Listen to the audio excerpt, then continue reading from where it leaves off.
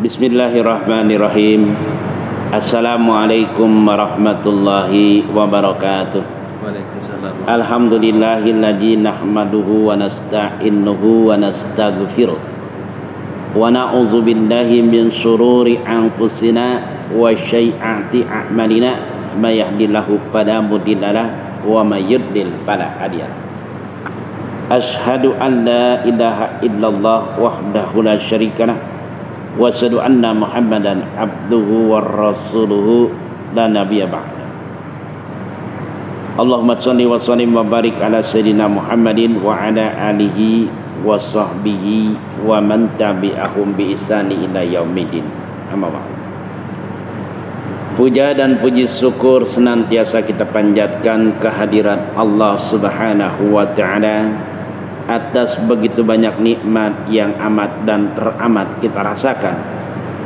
Di antaranya pada pagi hari ini kita sama-sama kumpul dan dikumpulkan oleh Allah Subhanahu wa taala dalam rangka kita menuntut ilmu, dalam rangka kita ta'lim yang sudah kita sepakati setiap hari Sabtu. Mudah-mudahan langkah dan juga hadir kita di majelis ini, di masjid ini, Allah catat kita menjadi amal soleh kita yang dapat menyelamatkan kita kelak di akhirat nanti. Amin amin ya rabbal alamin. Selanjutnya selawat seiring salam kita sanjungkan kepada junjungan kita baginda kita Nabi besar Muhammad sallallahu alaihi wasallam beserta sanak keluarganya, para sahabat seperjuangannya, kepada kaum muslimin dan kaum muslimat di mana saja berada, wabil khusus kepada kita selaku umatnya yang tetap menjalankan syariatnya hingga akhir zaman. Selanjutnya sebagai penghantar ada nasihat, ada petuah yang disampaikan oleh ulama besar, ulama tasawuf di dalam kitab Kusful Ghaibiyah, yaitu ulamanya bernama Abu Laid Paki As-Samarqandi. Ada 4 pesan beliau, ada yang nasihat beliau yang sangat penting. Di antaranya adalah bahwa kata beliau, barang siapa yang ingin selamat di alam barja, artinya dia mendapatkan rahmat kubur di alam barja, karena di alam barja itu ada 2. Kalau enggak rahmat kubur, ajab kubur, ada 2 aja. Nabi itu menyatakan berdoa, Allahumma inni a'udzubika min ajabi jahannam wa min ajabil qabri wa min fitnati mahya wa mamati min masih dajjal. Ya Allah, aku berlindung daripada neraka dan juga daripada ajab kubur dan daripada fitnah dajjal. Itu dikatakan bahwasanya barang siapa yang ingin dia terlepas daripada siksa kubur, dia mendapatkan rahmat kubur, kata Abu Laid Paki As-Samarqandi, harus melazimkan 4 perkara. Melazimkan 4 perkara, membiasakan 4 perkara. Apa perkara yang pertama? Kata seorang ulama Abu Laid Paki As-Samarqandi, yang pertama yaitu agar kiranya menjaga sholat. Udah barang tentu kita sholat jangan sampai kita tinggalkan, khususnya berjamaah selalu kita betul-betul langgengkan. Kemudian juga bukan hanya kita melanggengkan sholat dan juga jangan sampai meninggalkan sholat, kita harus tahu syarat dan rukun-rukunnya sholat. Maka dengan pagi ini kita belajar fikih ini biar benar sholat kita, biar sholat kita bukan sekedar sholat, bukan sekedar mengerjakan sholat, tapi kategori mendirikan sholat. Nih, jadi benar-benar sholat. Karena sholat ini adalah salah satu orang yang apabila nanti dia, artinya dia meninggalkan sholat di alam barja itu, katanya nanti kuburnya disempitkan. Dan malaikat munkar wan nakir apabila seseorang katanya meninggalkan satu sholat, akan dihantam dengan tongkatnya yang andai katanya manusia 100 manusia, 1000 katanya jin, itu tidak bisa mengangkat daripada tongkatnya. Nanti orang itu apabila meninggalkan satu sholat, umpamanya dia meninggalkan zuhur, akan dihantam tuh mayat, katanya mendem kedalaman 70 hasta dicongkel, engkau meninggalkan sholat. hingga meninggalkan sholat zuhur hingga sholat asar. Kemudian kalau dia tidak sholat asar, katanya engkau meninggalkan sholat asar hingga sholat maghrib, engkau meninggalkan sholat maghrib hingga sholat isya, dan engkau meninggalkan sholat isya hingga sholat subuh. Maka apabila dia dihantam dengan tongkatnya, maka itu katanya si mayit terpendam kedalaman 70 hasta. Jadi jangan sampai ninggalin sholat. Kata seorang ulama besar tadi itu Abu Laib Pakir Samarkandi. Yang kedua, saran dari beliau dan nasihat dari beliau, petuah dari beliau yang kedua yaitu untuk banyak bersedekah. Nih, maka kata Rasulullah sallallahu alaihi wasallam, ijamat tabnu adama in qata amaluhu min salasin sadaqatin jariyatin al ilmi yuntafihu bihi awaladin salih yadhulahu. Apabila anak manusia meninggal, anak Adam meninggal, maka terputus. Makna terputus adalah dia yang tadinya ngaji nggak bisa ngaji, yang tadinya sholat udah nggak bisa sholat, yang tadinya dia itu bisa sodako udah nggak bisa sodako, maka disodakokin tuh. Jadi untuk banyak sodako, jadi sodako jariah ini banyak meninggal dunia yang tetap mengalir adalah sodakonya. Semuanya dia masih hidup, dia sodako, itu bisa menolong dia di alam barzah. Kemudian juga ilmunya barangkali dia pernah ajarkan, setelah dia dapat ilmu diajarkan. Kemudian juga anak yang saleh yang senantiasa mendoakannya. Artinya kita untuk banyak sedekah agar kiranya kita mendapatkan rahmat kubur, terhindar daripada azab kubur. Ini yang kedua. Kemudian yang ketiga yaitu untuk banyak baca ayat suci Al-Quran. Karena ayat suci Al-Quran itu nanti katanya di alam barzah dia menjaga kanan kiri depan belakang. Kalau kayak kita security, kalau kayak kita itu ansip yang jagain kita. Kalau ansip kan kerjanya keseluruhan. Umpama ansip nih disuruh jaga di lingkungan ini, pasti tuh kanan kiri belakang depan dijaga. Begitu pula Al-Quran nanti sibuknya luar biasa. Makanya katanya seseorang sebagaimana Sayyidina Utsman itu dia itu 3 hari menghatamkan Al-Quran. Kalau kita katanya kalau 3 hari orang-orang kayak kita itu jangan 3 hari kalau mengatakan Al-Quran. Kenapa? Kalau 3 hari itu katanya cuma ngejar cepatnya aja, minimal seminggu, maksimal katanya 3 minggu atau 2 minggu. Kalau sebulan katanya nih orang menghatamkan Al-Quran 30 juz, pemborosan umur. Masya Allah, pemborosan umur. Jadi umur kita ini dikasih waktu ngapain aja. Oh cuma sebulan gitu, bagaimana kalau enggak sama sekali? Nih hati-hati nih. Makanya siapa orang membaca sehari Al-Quran 1 ain itu baru simpatisan doang. Kalau sehari 1 juz itu katanya nanti dibangkitkan, ya disebut yaitu bangkitkan asbabul yamin, golongan kanan. Kalau sehari lebih daripada 1 juz nanti dia dibangkitkan, dikumpulkan muqarrabun, orang yang sangat dekat kepada Allah tuh. Nah sekarang kita pertanyaannya, apakah kita sehari 1 ain, apakah kita sehari 1 juz, apakah sehari itu kita lebih dari 1 juz atau tidak sama sekali. Nah ini yang sebulan sekali aja itu disebut katanya pemborosan umur dari Al-Quran nih. Maka Al-Quran ini adalah nanti yang bela kita, banyakin baca Al-Quran nih kata seorang. Kemudian yang keempatnya yaitu apa? Banyakin baca tasbih. Tuh. Jadi 4 perkara ini nih agar kiranya kita mendapatkan rahmat kubur. Selanjutnya yang juga bisa dikatakan kena azab kubur juga 4 juga. Apa yang pertama? Yang pertama berdusta. Jadi jangan dusta kita. Ini bisa mendapatkan azab kubur orang yang suka ngomong dusta. Maka kata Nabi bahwasanya ijahadastum fala takjibu. Apabila engkau berbicara janganlah berdusta. Tuh kata Nabi. Jadi jangan berdusta nih. Kenapa? Bahwasanya orang yang bohong, orang yang suka dusta, barang siapa yang banyak ngomongnya, banyak salahnya dan banyak bohongnya. Barang siapa banyak salah dan banyak bohongnya, maka sudah pasti banyak dosanya. Barang siapa banyak dosanya, maka yang paling utama adalah yang makan adalah api neraka. Nauzubillah summa nauzubillah min dzalik. Jadi yang mendapatkan azab kubur 1 adalah dusta. Kedua adalah apa? Kedua adalah khianat. Jadi khianat nih kita.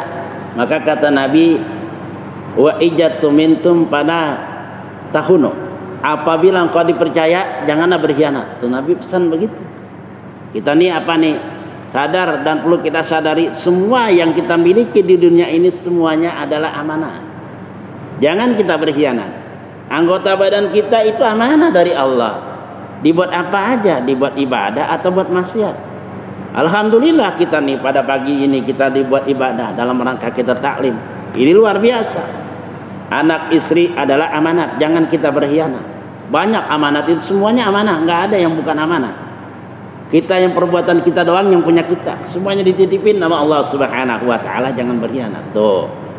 Mungkinan yang ketiga adalah yaitu mengadu-ngadu ataupun adu domba ataupun dia ngomong di belakang. Maka kalau cari teman itu usahakan bisa, kalau bisa nyari teman laksana cermin. Apa cermin? Cermin itu adalah kalau kita senyum udah pasti di cermin, di kacanya kan senyum. Artinya kalau cari teman yang kalau kita senang dia ikut senang, gitu aja. Jangan kalau cari teman laksana apa uang logam, depan belakang lain tuh. Kalau uang logam ini jangan kayak begitu nih. Jadi mengadu-ngadu itu diantaranya. Kemudian yang terakhir yaitu apa? Istibra. Apa itu? Dehem-dehem. Kalau kencing. Nabi katakan istanju huwa minal bali fa inna ama aja bil qabri minhu. Sucikan orangmu bekas kencingmu karena sesungguhnya kebanyakan ajab kubur itu daripadanya. Jadi dehem-dehem nih. Iya, dehem-dehem, makanya orang dulu itu betul-betul diamalin nih. Ya kalau di kamar mandi itu dehem-dehem, sebetulnya emang sunahnya begitu. Istibrok namanya, dehem-dehem. Banyak tuh. Kita di kamar mandi disunahkan jangan yang namanya di kamar mandi enggak tutup kepala. Peci segala macam, bahkan andai zaman dulu orang pakai nih. Orang itu kalau di kamar mandi dia enggak punya penutup kepala apa-apa, celana kolornya nih kayak kepala tuh, banyak orang dulu. Emang nggak boleh kita ke kamar mandi, itu artinya makruh tanji. Kalau kamar mandi pala kita nggak ditutup sama sekali. Jadi banyak sunah-sunah di kamar mandi. Jangan banyak bicara di kamar mandi. Kecuali darurat gitu. Jadi artinya di situ istanju minal baul, istanju huwa minal bauli, wa innahu ajabil qabri winhu. Bahwasanya sucikan olehmu, yaitu cucikan olehmu bekas kencingmu dengan istibrok tadi tuh dehem-dehem sampai tiris benar, karena kebanyakan siksa kubur daripada ini. Nah ini, jadi 4 perkara ini yang kita dapat rahmat kubur tadi disampaikan. Kemudian juga 4 perkara juga yang dapat kategori itu adalah ajab kubur. Selanjutnya kita seperti biasa melanjutkan pelajaran kita. Setelah kita mempelajari tentang qasar artinya mengurangi, sekarang masih langsung tetap kita mempelajari tentang syurutul jum'ati sitatun. Bermula segala syarat Jumat itu 6. Jadi harus ada syarat nih. Syarat mendirikan sholat Jumat itu ada 6. Apa sih syarat mendirikan Jumat? Udah pasti syarat mendirikan Jumat itu di masjid orang. Ya masjid. Ya masjid itu maka ada kategori yang namanya masjid jami, ada yang namanya masjid ghairu jami. Apa itu yang masjid jami? Tempat masjid yang buat sholat Jumat itu namanya masjid jami. Kalau yang ghairu jami musola. Di rumah kita ada sajadah satu kita buat pakai sholat itu musola namanya. Orang suka bilang padahal di situ tempat dipakai sholat Jumat. Dia bilang saya tunggu di musola. Salah sebetulnya. Lihat di situ dipakai sholat Jumat, masjid. Begitu aja. Ini apalagi masjid segala macam. Tuh. Jadi syaratnya ada 6 nih, biar kita tahu syarat 6 itu apa aja sih kita mendirikannya namanya sholat Jumat. Ya sudah pasti di masjid tuh ya, ataupun ya artinya ada juga kantor-kantor yang mengajarkan Jumat di situ. Syaratnya ada 6. Yang pertama syarat mendirikan Jumat itu antakunu kullaha fi waqti juhri. Yang pertama bahwa ada sekalian orang sholat Jumat itu di dalam waktu zuhur. Di dalam waktu zuhur mendirikan yang pertama tuh. Jadi apabila belum masuk zuhur belum boleh kita mendirikan Jumat. Itu waktu zuhur. Makanya Apabila yang namanya zuhur itu habisnya kapan? Habisnya sebelum masuk asar. Jadi orang melaksanakan Jumatan itu jam 2 masih ada zuhur belum? Masih. Jam 3 masih ada zuhur? Ada, masih. Apalagi sekarang asar itu sudah hampir setengah 4. Jadi kalau apabila khatib itu lama, sebetulnya nggak boleh kita dehem-dehem, nggak boleh kita gelisah segala macam. Iya, karena diantaranya adalah maksudnya Jumat itu adalah pada waktu zuhur. Zuhur habisnya asar ya. Misalkan begini, di suatu tempat ustadznya 1 orang, kemudian dia di hari Jumat itu ngisi di masjid A, kemudian di masjid B ini nggak ada yang ngisi, nungguin sampai jam 2, ya nggak apa-apa. Tuh, kenapa syaratnya masuk zuhur? Zuhur habisnya kapan? Habisnya asar. Berarti panjang Jumatan nih. Makanya kalau kita mendapatkan khatib lama, ya sebetulnya sih nggak apa-apa. Kenapa? Bicara yang namanya sabar itu kan ada 3. Sabar atas maksiat, sabar atas taat, sabar atas bala. Sabar atas maksiat gede. Berapa ganjarannya? Itu katanya 300. Kalau sabar atas taat itu katanya 100. Itu tadi tuh mendengarkan khutbah lama, ya kita sabar. Artinya nih sebelum masuk asar itu tetap masih boleh Jumat. Kalau belum masuk zuhur belum boleh. Kalau belum masuk asar kita boleh Jumat, boleh. Mau jam 1 mau jam 2 nggak jadi masalah. Cuma permasalahannya, cuma kadang-kadang kan orang lebih mengutamakan dalam rangka seorang karyawan atau seorang, ya memang sulit dah. Bicara soal amalan akhirat ini sangat sulit kalau kita untuk sabar. Kenapa? Hupati jannah bimakari wa hupati nara bisahwat. Surga diliputi hal-hal yang orang tidak suka, sedangkan neraka diliputi hal-hal orang yang suka. Nonton dangdutan jarang dibilang kelamaan. Iya, yang senang nonton bola jarang dibilang lama. Iya, itulah. Tapi mendengarkan ngaji sebentar dibilang lama, khutbah sebentar dibilang lama. Begitu emang. Amalan surga diliput, nyebolnya susah. Jadi tuh sebelum masuk zuhur, sebelum zuhur belum boleh, tapi udah masuk zuhur, itulah syaratnya Jumat yang pertama, yaitu masuk zuhur. Kemudian yang kedua, wa antuqama fi hutbati baladi. Yang keduanya itu bahwa didirikan Jumat di dalam barisan negeri. Artinya nih barisan negeri. Bahwa Jumat itu di dalam negeri yang lebih utama. Artinya Jumat itu orang negeri setempat, orang yang memang bermukim di situ nih. Ya dalam negeri itu. Syarat yang kedua. Iya. Jadi bagaimana kalau di kantor ini, kalau kantor ini namanya seorang karyawan, lain lagi. Jadi yang keduanya itu adalah barisan negeri setempat tuh yang kedua. Kemudian yang ketiga, wa antusanna jama'atun wa an yakunu arba'ina. Arba'ina harara jaqra balida. Yang ketiga bahwa disolatkan Jumat itu padahal berjamaah. Oh, yang ketiga nih. Ya berjamaah. Jadi sholat Jumat itu kalau bukan berjamaah nggak boleh. Makanya kadang-kadang sholat Jumat secara berjamaah ya nggak sah emang kalau sholat Jumat berjamaah. Kadang-kadang nih ada MC ini pada umum kita dapat hadir dalam rangka melaksanakan sholat Jumat secara berjamaah. Nggak usah disebut secara berjamaah, karena sholat Jumat itu memang berjamaah.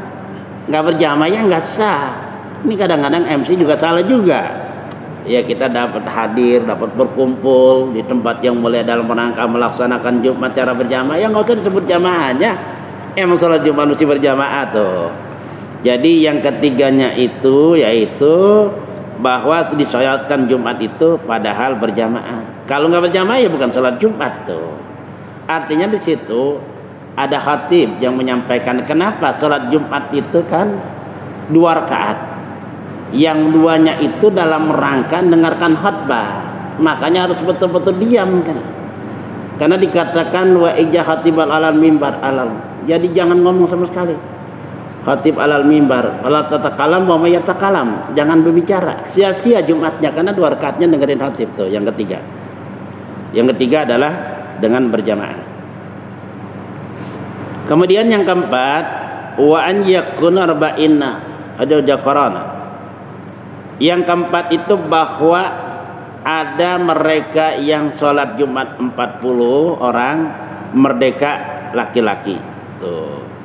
Jadi sholat Jumat itu ada 40, Imam Syafi'i 40, laki-laki dan merdeka. Bukan hanya merdeka, mukim dan mustatin. Nah nih, ada mukim mustatin. Jadi begini, mukim itu orang yang lebih dari 3 hari, itu namanya mukim. Ya tinggal lebih dari 3 hari. Kita dalam rangka perjalanan lebih dari 3 hari itu namanya mukim, wajib Jumat. Kalau orang yang disebut bukan mukim, nggak lebih dari 3 hari, musafir. Dia mau Jumat silakan, nggak Jumat juga nggak masalah. Laki-laki bagaimana kalau perempuan? Makruh. Nih mukim, mustatin. Mustatin apa? Mustatin itu adalah orang yang memang dia tinggal di situ dan meninggalnya pun nanti dikubur di situ. Itu namanya mustatin. Makanya apabila kita mendirikan Jumat, tanyain dulu. Ini di sekitar tempat ini 40 orang laki-laki. Mukim dia. Udah pasti tinggal di sini. Tanyakan. Tinggal di sini apakah meninggal nanti dikubur di sini?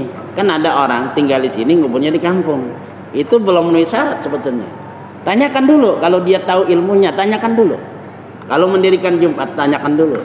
Ini 40 orang laki-laki. Mukim dan juga mustatin. Jadi ini meninggalnya dikuburin di sini, itu namanya mustatin. Tuh. Ini harus syaratnya syarat yang keempat itu bukan hanya sekedar 40, tapi juga mukim dan mustatin laki-laki itu. Lagi laki-laki, yukuran. Tuh. Jamak taksir yukuran. Tuh. Bagina mustatina tuh lah. Tuh lagi-lagi balik. Udah balik tuh. Lagi yang berumah-rumah, artinya berumah-rumah dikuburin di situ nih. Jadi balik berumah-rumah tuh. Syarat yang keempat. Wa an la tabiqaha wa la tuqaribaha. Dan kelima bahwa jangan keduluan Jumat dan jangan berbareng. Beserta jamaah. Beserta Jumat tuh. Akan Jumatun fi Jumat tuh. Akan Jumat tuh yang tilka baladi, yang demikian itu negeri, di negeri itu. Jadi begini, jadi dalam satu tempat, negeri itu satu tempat, jangan ada yang namanya bikin Jumatan.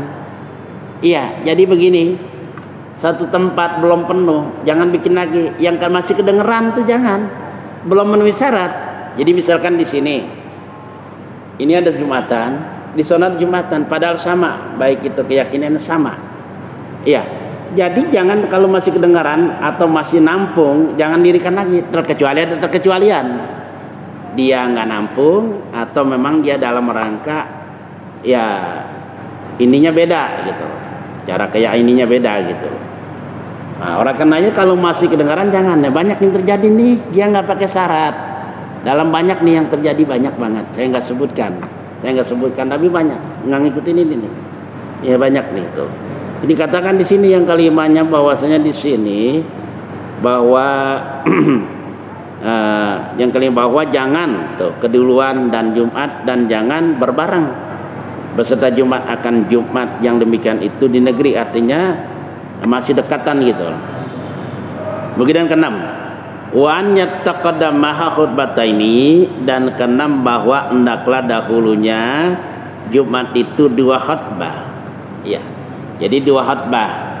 Jumat itu harus 2 wajib, 2 khutbah.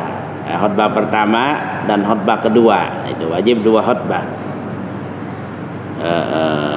Ini yang keenam, yang terakhir ada wajib 2 khutbah.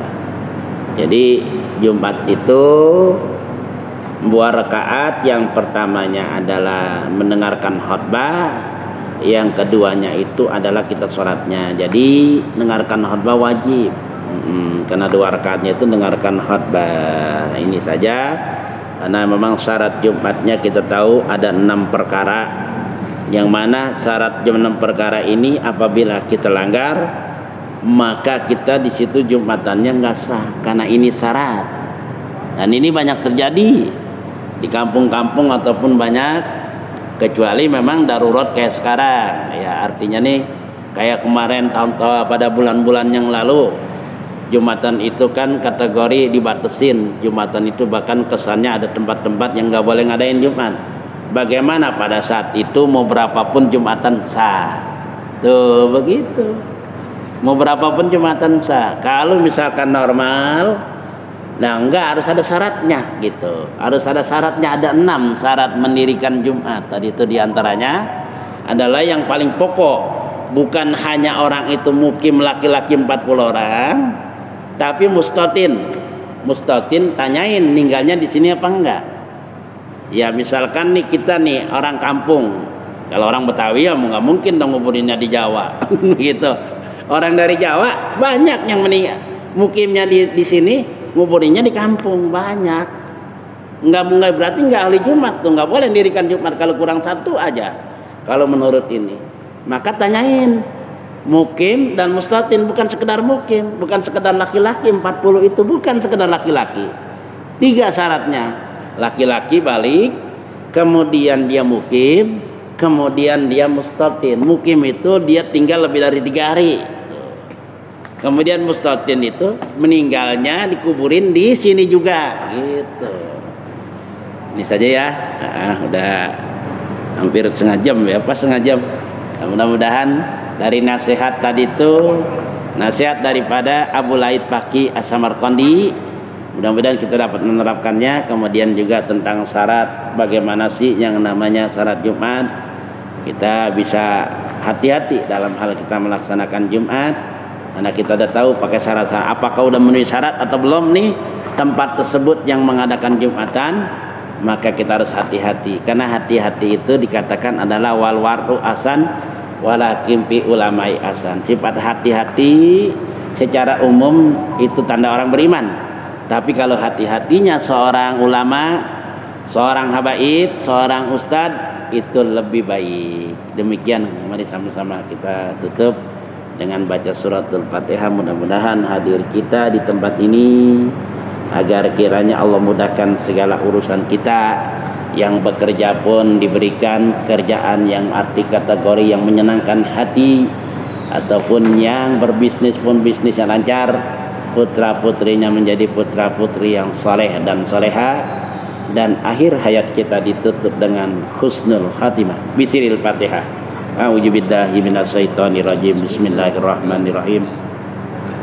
Alhamdulillahi rabbil alamin, arrahmanirrahim, maliki yaumiddin. Iyyaka na'budu wa iyyaka nasta'in, ihdinas siratal mustaqim, siratal ladzina an'amta 'alaihim ghairil maghdubi 'alaihim waladdallin. Rabbighfir lana wa liwalidayna amin. Astaghfirullahaladzim, astaghfirullahaladzim, astaghfirullahaladzim. Bismillahirrahmanirrahim. Alhamdulillahi rabbil alamin. Hamdan yuwafi ni'amahu yukafi majidah. Ya Rabbana lakal hamdu kama yanbaghi li jalali wajhikal karim wa 'azimi sultanik. Allahumma shalli ala sayyidina Muhammad wa ala ali sayyidina Muhammad nil faqil lima uglik wal hatimi lima sabaqa nasirul haqqi bil haqq wa hadi ila siratikal mustaqim. Salatan tamlahu hajaina Allahi nura wa takunu lana wali walidina wali masihina walil mu'minina farajan wa farahan wa surura wa ala alihi wa sahbihi wa salim tasliman katsira. Allahumma sunna fa innaka khairun nasirin wa tahlana fa innaka khairul fatihin wa ghfir lana fa innaka khairul ghafirin warhamna fa innaka khairur rahimin warjukna fa innaka khairur rajikin wa adina wa najina minal zalimin wal kafirin. Allahumma ahyina 'ala islam wa sunnah wa tafa'ana 'ala liman wa tabah.